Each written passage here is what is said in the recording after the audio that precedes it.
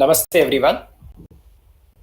I, Charudatta Urkude, student of IIT Madras, on behalf of Vande Mataram family, extend a hearty welcome to our chief guest, Shri Hindol Sengupta ji, members of the faculty, students and distinguished audience. Team Vande Mataram offers a deep gratitude to the frontline workers battling the COVID-19 pandemic. We wish that the world recovers from this challenge soon. Today marks the 21st anniversary of Kargil Vijay Divas. On this heroic day, the Indian Army retook the outposts that were lost to Pakistan and marked the end of a 60-day Indo-Pak war. We take this opportunity to pay tribute to all brave Jawans who fought this war and led us to an unparalleled victory. Our Vande Mataram Forum is an independent student body of IIT Madras. We aspire to take initiatives to introduce and sensitize the student community abreast with India's rich cultural, economic, socio-political, scientific and technological heritage, its relevance today, and the things about the roadmap ahead. The shloka from Ramayana, Janani Janma Bhumishcha Swargadapi Gariyasi, which means that the mother and motherland are superior to heaven, and this is the philosophy which has kept us going ahead in the last 5 years in this institute and strengthens our national consciousness. We have been proudly following the tradition of singing the national song Vande Mataram at the very beginning of every lecture. Now, I request Sindhuja ji to sing our national song.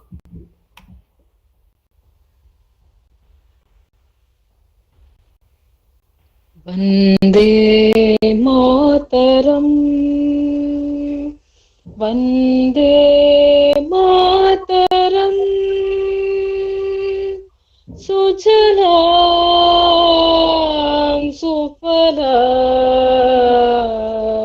Malayaj Shitalam, Shasya Shamalam Mataram, Vande Mataram, Shubhra Jyotsna Pulakitayamini, Fulla Kusumita Drumadala Shobhini,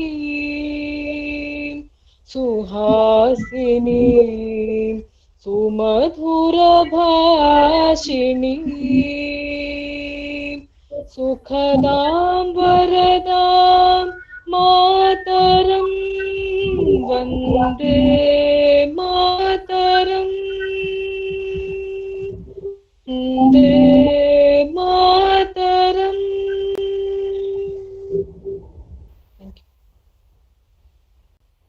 Thank you, Sindhuja ji. Since independence, China has been one of our most challenging neighbors. The Sino-Indian relationship has been blowing hot and cold for the past 7 decades. In 1960, India and China held a discussion about the boundary dispute, but unfortunately, it escalated into the Sino-Indian War in 1962, which led to a nearly 3,000 casualties from the Indian side and 700 from the Chinese. Evidences suggest that the approach towards China since then has somehow led to the Doklam standoff in 2017 and the present heart-wrenching incident in the Galwan Valley. Today, we have our speaker, Shri Hindol Sengupta ji, to shed more light on this topic. I would now request our faculty advisor, Professor Ramashankar Verma, to introduce our chief guest. Hello, on behalf of Vande Mataram, I really heartily welcome Dr. Shri Hindol Sengupta. And he is a very, very versatile person, and he has a lot of feather in his cap. I would read something about himself. For him, Mr. Sengupta is an award-winning author of the 9 books, an eminent historian and journalist. In 2019, the book, the title, The Man Who Saved India, Sardar Patel won the prize of the best work in the non-fiction at the Valley of the World Literacy Festival in India. In 2018, he won a Wilbur Award for being Hindu, understanding the peaceful path in a violent world.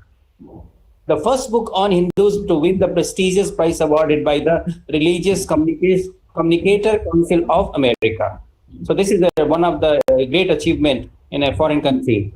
And in 2020, he won a PSF Prize for public service in India, and his book, Recasting India, How Entrepreneurship is Revolutionizing the World's Largest Democracy, was shortlisted for the Hayek Prize given by the Manhattan Institute of Memory of the Nobel laureate economist at Columbia University.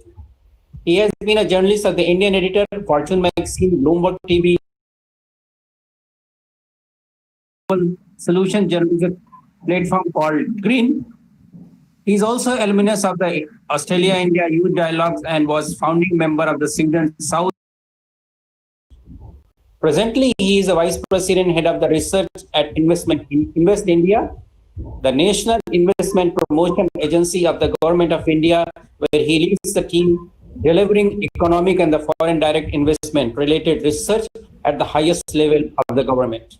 Now, this is my great honors that I am looking forward to present. I am presenting Hindol for you and also looking forward to his talk and gain full insight of the topic. I request Professor Hindol to do the rest. Thank you. Thank you, Ramaji. Namaste. Thank you, Charvata. And thank you, Sindhuja, and all friends who have joined us here today.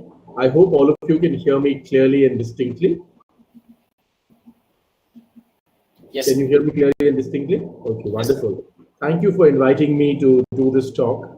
I am very glad to be speaking once again. In the last few weeks, I've spoken to another group of students from IIT Madras on the idea of liberty in Hinduism. And I'm very happy to do this talk on different approaches to China, the Nehruvian approach and the Patelian approach. Before I talk about China and these two different approaches, I want to spend a couple of minutes talking about what I mean when I talk about the Patelian approach. There are, as you know, already a Gandhian approach to contemporary Indian history that we often talk about. We use the word Gandhian to describe people, instances, incidents in contemporary Indian history. We also use the term Nehruvian for attributing virtues that we believe were special to Pandit Nehru, and we use the word Nehruvian to describe many things. We even use the word Ambedkarite to describe certain political movements, certain incidents, certain attributes. And I always felt when I wrote my big biography of Sardar Patel that the one adjective that is missing from all of this is the adjective Patelian. The Patelian way of looking at Indian history or way of looking at India is a very distinct perspective. It is very different from the Nehruvian or the Gandhian way of looking at India. The Gandhian way of looking at India is almost a sort of quasi-religious, quasi-spiritual way of looking at India, whereas the Nehruvian perspective is more of a sort of romantic idealism, version of India, or romantic idealistic version of India. Whereas to ground all of these, to actually tackle issues on that was happening at that time and even today, which have to be cured or solved on the ground, you need a hard-nosed perspective, and you need a perspective that is pragmatic, practical, and is based on ground situations. That perspective, I really believe, is the Patelian perspective. And that's why it's very different from the Gandhian and the Nehruvian perspective. Now, let's talk about China. I want to begin by talking about two perspectives by quoting first a recently released CIA document, declassified document, which spoke about why or the ideological reasons due to which India lost the 1962 war. And one of the key reasons, or one of the key things it mentions in these documents, and this was released in 2007. The CIA documents were declassified in 2007. And these documents talk about how Americans were looking at what was happening during that time, how India was really being taken for a ride by China. And let me quote the CIA report here. I have my notes right here. The CIA report spoke about how the Chinese diplomatic effort was a 5-year masterpiece of guile, executed and probably planned in large part by Zhou Enlai.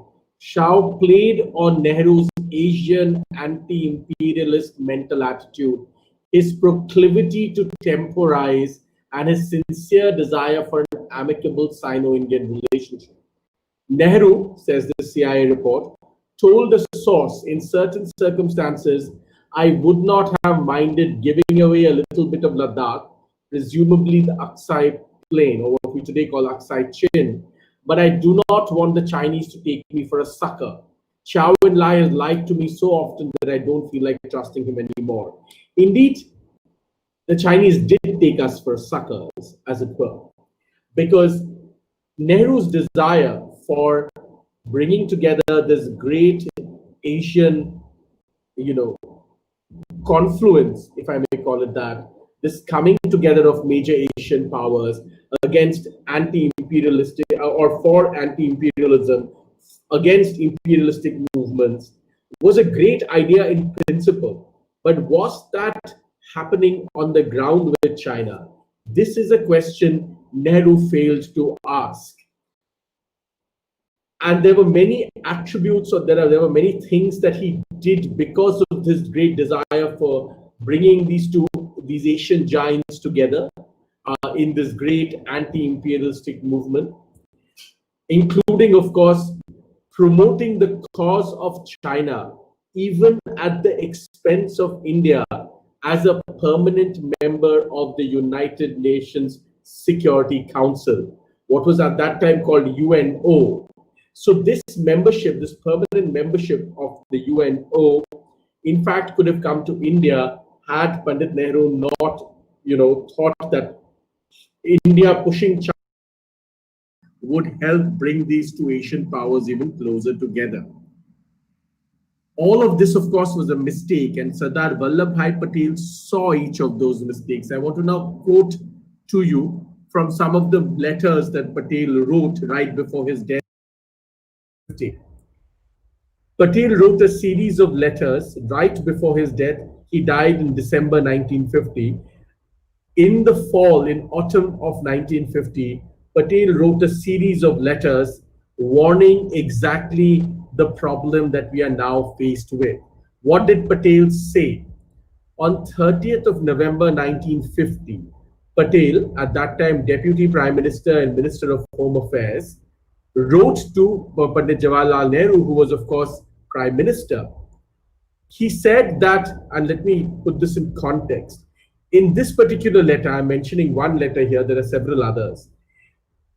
Patel mentions that at the end of the day, the Ministry of External Affairs has taken a decision to throw out a Soviet spy and a confidant of Stalin from Mumbai, from Bombay at that time. But at the last moment, Pandit Jawaharlal Nehru has intervened to stop it. And Patel writes, the decision to throw Sadiant, this man's name is V.G. Sadiant, was taken in concurrence with the External Affairs Ministry, and we were told that you here is Jawaharlal Nehru, had agreed to the course which we had proposed. We here is the Ministry of External Affairs. But at the last minute, Panditji intervened to stop the decision. And Patel writes, a change in the entire course of this case at a late stage is apt to demoralize the administrative machinery. In response, Pandit Nehru argued that, in fact, such cases are often misunderstood in India. And he said this case was also being misunderstood. And he then quoted an incident, Pandit Nehru, Jawaharlal Nehru quoted an incident to Sardar Patel about a schoolmaster, Chinese schoolmaster in India. He wrote to Patel saying that the schoolmaster was deported from India in spite of repeated and strong protests from the Chinese government. He writes, Dr. Low, and here he's referring to Shai Luen Low, the China's then ambassador to India, came to the Foreign Office repeatedly begging us not to take any step. He actually shed tears on one occasion. We stuck, however, to our decisions, I think, wrongly.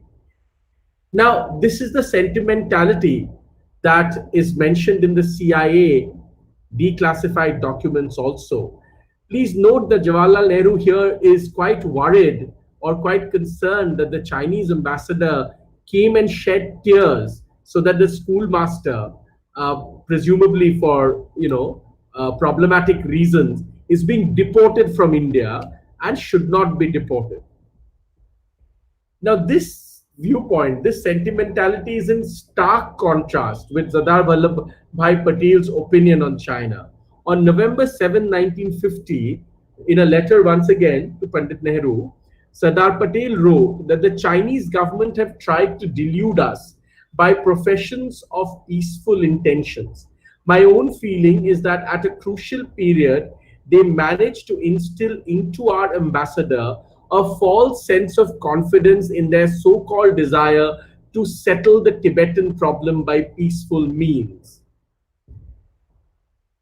As you can see, many of the themes that Patel worries about in 1950 are acutely alive even today. Patel foresaw, for instance, that Chinese suspicion of India being part of an Anglo-American strategy to actually corner China would be difficult to appease or placate.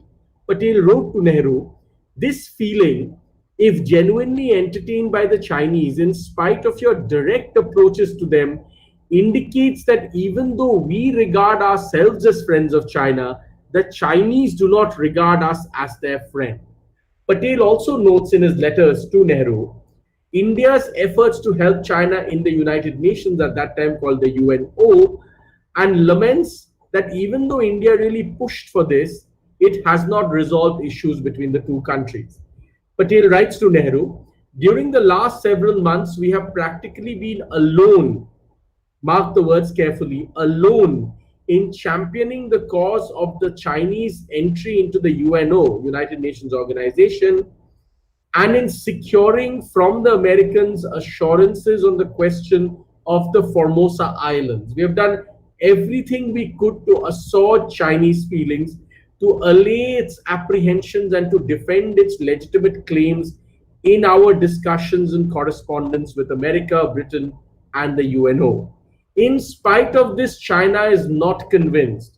I doubt we can go any further than we have done already to convince China of our good intentions, friendliness, and goodwill. Even today, we are trying in some senses, or we have been trying until very recently, to, in a sense, convince China of our good intentions. But that has failed.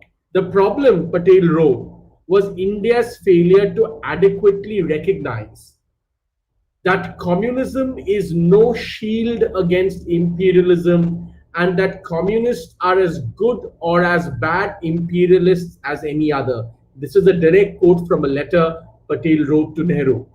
In fact, Patel said, communist imperialism was worse in some ways because it has a cloak of ideology which makes it 10 times more dangerous. Patel was not only the only one expressing deep reservations about China, but there were many others. But Patel is particularly important because it was Sardar Vallabhbhai Patel who pointed out to Jawaharlal Nehru that India's ambassador to China, a man called K.M. Panikkar, often sounded at that time, often seemed to be sounding to Patel as if he was China's ambassador to India. Instead of sounding like India's ambassador to China, he seemed to be sounding like China's ambassador to India, because he always seemed to be promoting the Chinese cause. Now, this was the situation in 1950. Recently, I even tweeted out a letter that Panikkar wrote, and look how hypocritical the whole situation is. Panikkar wrote to Nehru saying that he had managed to send his daughter to Oxford to study, and he wanted Nehru to find his daughter a job, and his daughter was not getting a job, and Panikkar was worried that this daughter will become a communist. But at the same time, it is the same Panikkar who again and again took China's side in debates and deliberations between China and India at that time, even though he was the sitting ambassador from India to China. The same Panikkar, just as an aside, in the same letter tells Nehru how he's a great opponent of the rebuilding of the Somnath temple and how the temple should never be rebuilt. And he tells Nehru that he's sure that Nehru would agree with him and he would not allow the temple to be rebuilt. But you see, this was the problem. But you have to put this further in context. If you look at the period just before Indian independence, Pandit Nehru always had a sympathy for the socialists and the communists. Now, you can to a degree understand that because in an anti-imperialistic world, several people thought of the communists as, fighting back against imperialism. But Pandit Nehru took it a step further. In fact, even within the Congress, it is the communists and the left-wingers within Congress who pushed Nehru as their candidate often. And there is also in my book, The Man Who Saved India, I note that they began to refer to Gandhiji and Patel as right-wingers. And there is even a point where Gandhiji and Patel are saying that they don't even know what right-winger means, and they're not sure why communists within the Congress party call them by this name or this moniker. Now, this is the perspective. Pandit Nehru already had this grand vision, this grand anti-imperial vision, as he thought of it, of bringing all of these countries which had been affected by colonialism together into, this anti-imperial movement. And he thought China would be India's great friend because of, old civilizational ties and this entire anti-imperial movement, imperialist movement, and of course then the great communist movement. But none of that actually was going to happen. And when Tibet was taken over by the Chinese army, by the People's Liberation Army, Patel had seen very clearly that this is only the first step, that this imperialistic attitude would never stop. And from the taking over of Tibet to the usurious rates at which loans are being given by China in the Belt and Road project, you see through 70 years, not much has changed. We are talking about the same issues again and again. And we are once again, finally, are being forced to recognize. Today, many of you may have heard the speech that Secretary Pompeo gave yesterday. Well, if you heard that speech, you will recognize that finally, the world over, people are being forced to accept what Patel saw was right, that China's imperialistic adventurism does not stop or is not contained by communism. Communism is no bar to imperialism. This is something Patel saw as early as 1950, something that Jawaharlal Nehru just couldn't see. Now, this fundamental problem means that every step, India's negotiations over many years with China have been deeply clouded. And even after 1962, even after Nehru's death, for many, many years, India's negotiations with China have been clouded not only by our own misunderstanding of what China represents, but also because of the influence of communist parties within India, or communists within India, not just parties, but communists within India, or communist supporters in India, who may have been able to project a very different idea of China than the realistic or the real point of view or the real honest, without any varnish, without any makeup, completely clear and distinct viewpoint that Patel presented to us. And this has been a fundamental problem, which is why I have argued, and I continue to argue, that the Patelian perspective to China is a far more important perspective than the Nehruvian perspective to China. And it is time that we shed the Nehruvian perspective to China and really are able to see China for what it is. Its imperialistic adventures from Tibet to the South China Sea to in every part of the world. And we learn to deal with China by seeing it for what it is, rather than imagining it to be what we want it to be. This is the great thing, or this is the great failure that Secretary Pompeo also mentioned yesterday, that for many, many years, America also dealt with China by imagining it for the country that America wanted it to become. And remember, China was given access to the West and to its Western markets with the hope that one day, as China becomes more and more prosperous, Chinese society will become more and more democratic. That hasn't happened. China has become more prosperous, become more wealthy, but it has remained the same. It has remained communist, expansionist, and authoritarian. The same mistake India has been making, and it's only now that India is fighting back.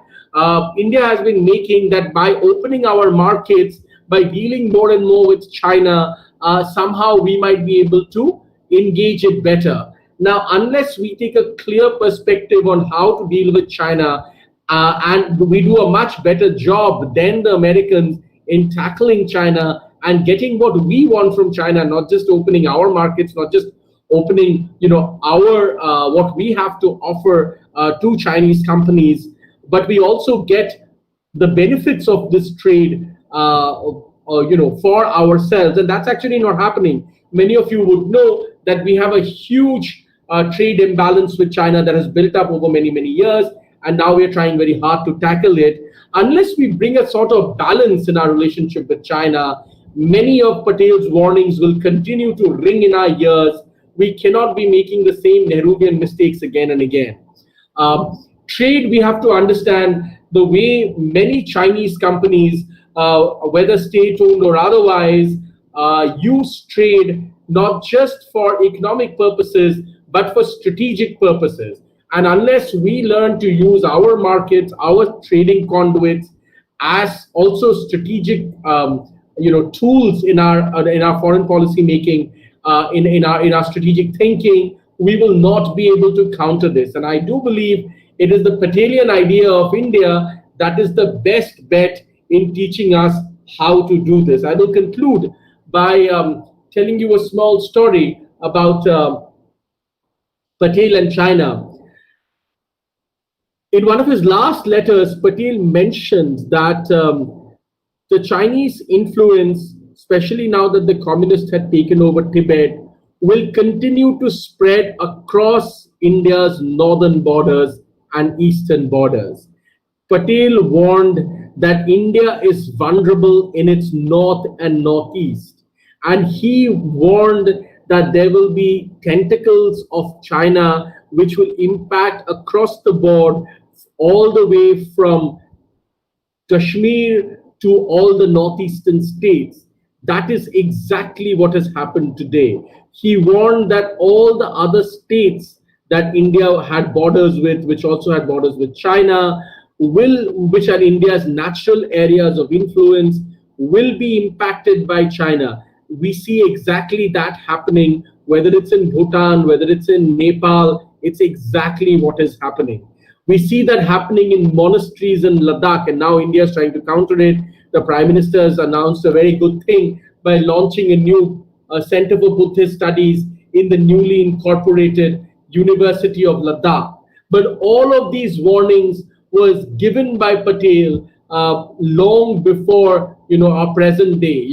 As early as late 1950, Patel was already foreseeing these problems. Somehow we are waking up to these problems once again today.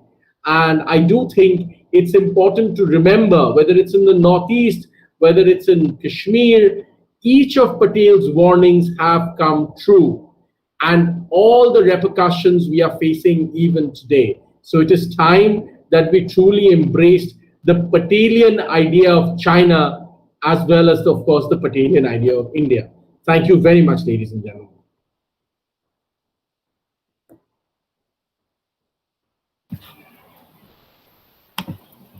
Thank you, sir.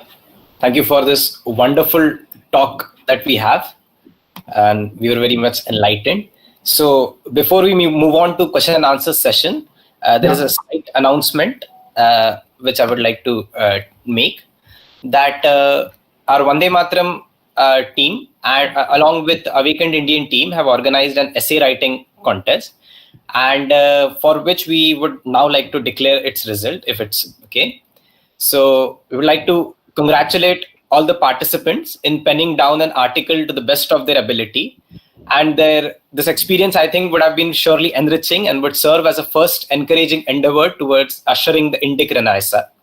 Another thing is that although we declare here the winners, we would like to encourage the participants, registrants, and winners to keep participating in the future endeavor that the Vande Mataram and the Awakened Indian team plans to organize. Moving forward, please note that we have selected winners dynamically depending upon the participation and the quality of article on a particular topic. So for the topic, the idea of India before and after independence, the winners are Mr. Sankalp Mishra and Mr. Abhishek Kumar. For the topic, Rashtra Dharma, a civilizational context, the winner is Ms. Ekta Gupta. For the topic, role of scientist and technologist in the global science and technology, the winner is Ms. Kumudini G. And finally, for the topic, India's response in combating COVID-19 pandemic, the winners are Mr. Siddharth DP and Mr. Akshaj Nair. The names of the winners will be posted on the official social media handles of Vande Mataram, IIT Madras, and the Awakened Indian team, and all the winners will be communicated via their emails, and their prizes would be distributed accordingly. The articles of the winners will be published on the Awakened Indian website, and the participants would be receiving a participant certificate soon through their emails. So we once again congratulate both the winners and participants for participating enthusiastically in this essay writing context. Now we have some questions which were asked in our live session. So I'll ask Mihirji to read these questions for you, and we would be happy if you would answer them for us. Thank you for the insightful talk, sir. Am I audible to you? Yeah, I can hear you. So the question is from Jyotirmaya Tripathi ji, who is faculty from HSS department. The question is, what does China want? Is it just putting India in place, or is it something else? What is the objective of its adventures which are going? It's very simple. This is again something Patel saw very clearly. And not just Patel, let me take a moment here to also mention some other people who saw this very clearly. The other two people who saw this very clearly was Rishi Aurobindo, or Aurobindo Ghosh, later Rishi Aurobindo, who also saw very clearly what China wanted. And also Guruji, Guru Golwalkar, he also saw what China wanted very, very clearly. What does China want? That's a very interesting question. Actually, the answer is relatively simple. China sees the world as its natural area of dominance. Chinese history teaches China that China, the Middle Kingdom, so to speak, is the preeminent civilization in the world. And the preeminent civilization in the world, therefore, is not only culturally, but also the preeminent political civilization in the world. So please understand, what we may look at China's actions and think this is imperialistic, but China looks at them and feels that this is the natural state.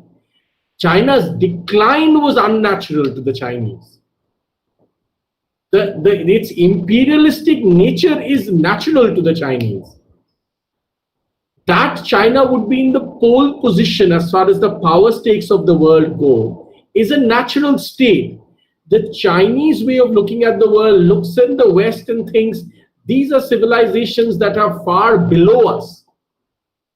Interestingly, the only civilization that they cannot absolutely write off like this is India, because please remember, so much of Chinese wisdom and Buddhism came from India. After all, it is in India and not in China that the Buddha attained enlightenment. So this is a very, tricky thing.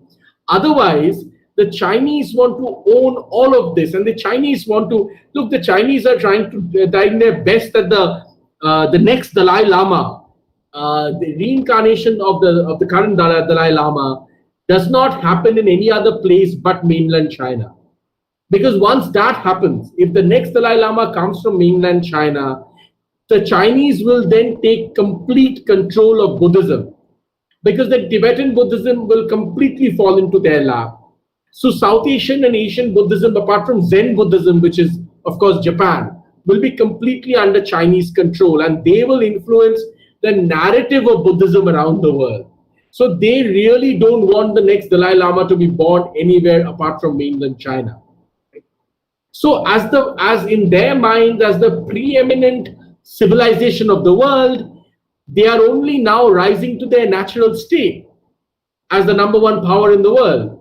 It is the rest of the other powers which they don't think is very important. They are getting scared or worried because China is rising. But the Chinese think what they're doing is absolutely right.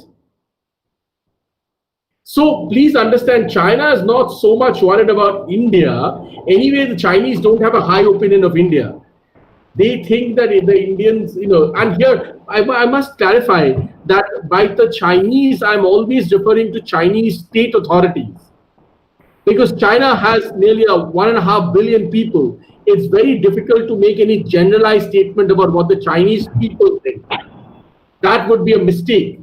Historically, as a historian, I cannot, talk in terms of what the Chinese people think. It's a bit like saying, what do the Indians think? I mean, who knows what the Indians think, right? There are 1.3 billion of us, right? But I can talk about what the Chinese state has thought, what the authorities have thought. So the Chinese state, you have to distinguish from the Chinese people at large, right? My apologies. The Chinese state thinks in terms of its rise as a natural state of being in the world. We must understand that what we think of in terms of imperialism, in terms of expansionism, they don't think it's expansionism. They think they're only correcting some aberrations. Yes, thank you for the explanation, sir. The next question is from Professor. But I had promised to do this, so I thought I'll do it. I have I'm not feeling very well, but that's okay. Go on, please.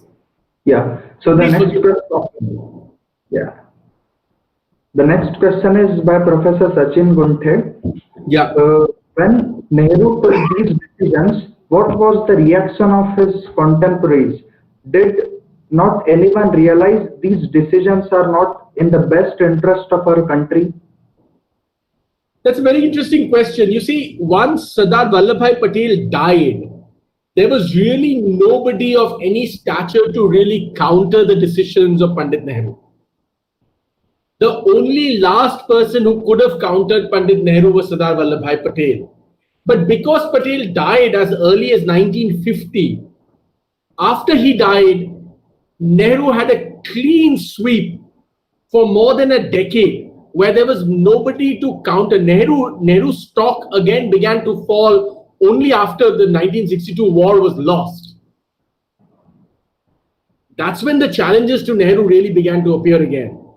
But for more than a decade after Patel's death, in stature, in charisma, in popularity, there was nobody to challenge Nehru.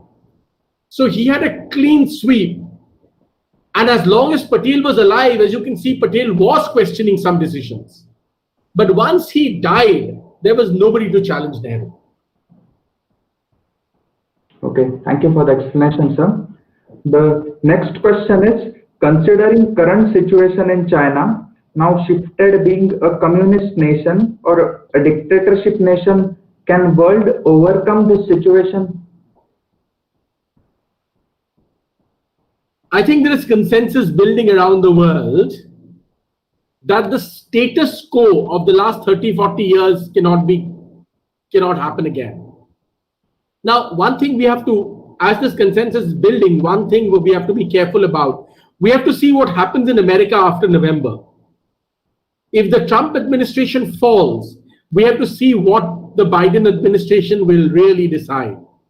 We don't know that. So it's hard to, but it's very difficult to argue that we will immediately go back to business as usual. I don't think business as usual is happening anymore. But having said that, how much this consensus will be pushed forward, strategically, economically, or otherwise, it will depend partially on the results of the November elections in America.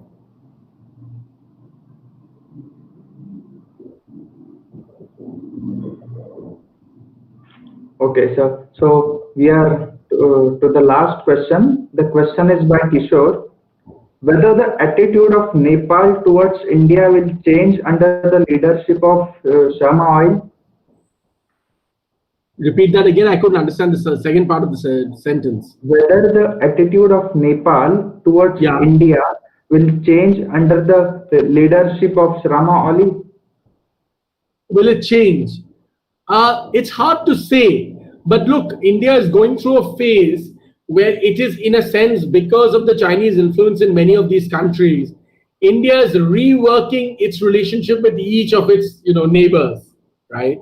We have seen this happen in Sri Lanka. We've seen it happening in other parts. We're seeing it happen at the moment a little bit in Bangladesh. So please expect that over the next 5 years or so, there will be some to and fro in the way India is negotiating its situation vis-a-vis China and its influence in many of its border countries. Okay. Thank you for your insightful explanation, sir. Now I'll hand it over to Charudatta. Thank you very much, sir, for answering our questions. And I would like to express our sincerest gratitude to Shri Hindol Sengupta ji for this wonderful talk. We are grateful that you could come to our platform and connect with us live. And although that you aren't feeling well, you did a marvelous job in enlightening us all. So I thank you for that very much. I thank our professors, IIT Madras administration, our student volunteers, and alumni of IIT Madras family for the unconditional love and support that you have been giving us for the last 5 years. Now I request... Can I say something, one sentence? Yes, sir, please. Thank you, Dr. Hindol, for a good, understanding and also awakening talk for the Indo-China relation. I really thank you on behalf of the Vande Mataram team. They are really good. They're working hard, and they're taking the people from different perspective to this kind of work. Thank you so much. And thanks the team also. I'm grateful that you invited me.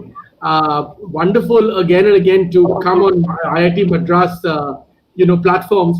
I have a deep connection with Madras, Chennai, because I am from the Ramakrishna Mission family. And many of you would know that Swamiji had deep and abiding connections with your great city.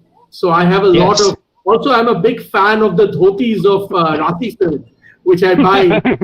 Okay. Available in Delhi also. I used to buy them in Chennai, now available in Delhi also. Thank you very much for inviting me. Thank you. Thank you so much. Thank you. So before we conclude, I would request Sindhuja ji to conclude this session with the national anthem. जनगण मन अधिनायक जय हे भारत भाग्य विधाता पंजाब सिंधु गुजरात मराठा द्राविड उत्कल बंगा विंध्य हिमाचल यमुना गंगा उच्छल जलधि तरंगा तव शुभ नामे जागे तव शुभ आशीष मांगे गाहे तव जय गाथा जनगण मंगलदायक जय हे भारत भाग्य विधाता जय हे जय हे जय हे जय जय जय जय हे. Thank you all. Thank you, audience. We hope to see you all at our next event very soon. Those who are interested to volunteer and receive updates regarding further events, please email us at vandemataram@smail.iitm.ac.in. Thank you.